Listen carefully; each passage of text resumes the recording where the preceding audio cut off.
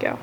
Okay, well, clearly we didn't keep going. We came home, limped it home, threw in the white flag, called the truck, got it towed home, picked up a different Jeep, went out, did some light camping, and then came back and did some more testing on it. So what I narrowed it down to was it was a spark related issue, and it got worse basically as time went on. So when we got back, before we left on this trip, it drove for probably about 30 minutes with no issues on the highway up hills, and then it started acting up. And then when we got home, I was able to drive it around the neighborhood, and pretty much right when it got up to operating temperature, it was shutting off again, and it would die during idle. And this Jeep didn't do that before this trip, so the issue was getting progressively worse. And we narrowed it down to, it wasn't a fuel issue. I didn't even break out the fuel gauge. It was a spark issue. I hooked up a little tester light from the ignition coil over to the distributor cap, and I noticed when it wasn't starting, it didn't have any spark at all. So I was thinking either ignition coil when it got heated up or crankshaft position sensor. So I went into testing the crankshaft position sensor just because I know those have a lot of issues. Now on the older Renix Cherokees, you don't want to just do the ohm test, you want to do the AC voltage test. That Cruiser 54, if you look that guy's website up online, he's got a lot of great videos, but to be perfectly honest, I don't know how I feel about that test. If you look at these two multimeters, this is the one I normally use. It was more expensive and it's a little better. But if you look at AC voltage compared to DC voltage, they've really only got settings for 200 and 500, or 200 volts and 600 volts. And that makes sense when you're doing AC voltage on a house, because you're usually in that range, 220 or 110, or 120, 240. But on this car, you're trying to measure AC voltage for anywhere from 0 to 0.5 or 0.8 AC volts. So the lowest setting I had was 200, and we've got 0.0.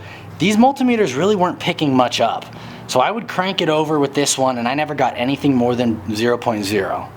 And then on this one, when it was dead and not starting, it would give me 0.1 or 0.2.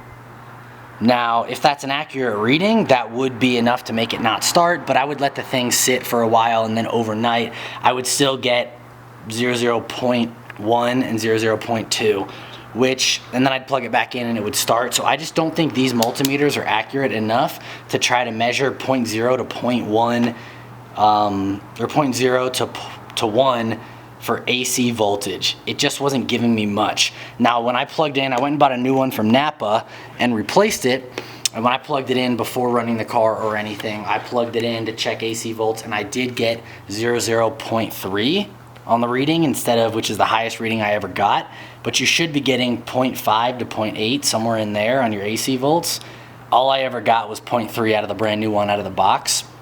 So I don't think these are that accurate, but basically I plugged in that thing, I didn't change the coil, I fired it up, I let it sit in idle for probably 30 minutes.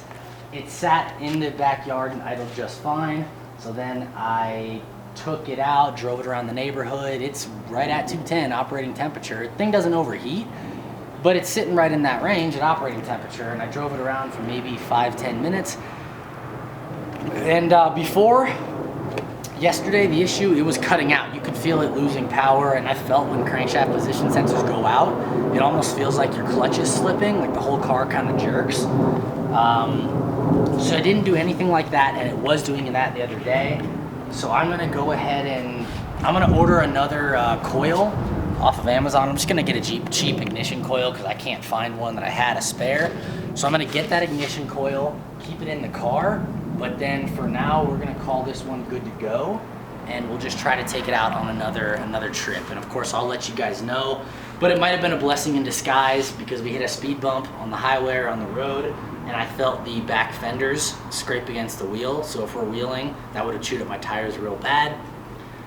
But we'll consider that the crankshaft position sensor. I've made videos on how to test them before with the AC voltage stuff and the ohms.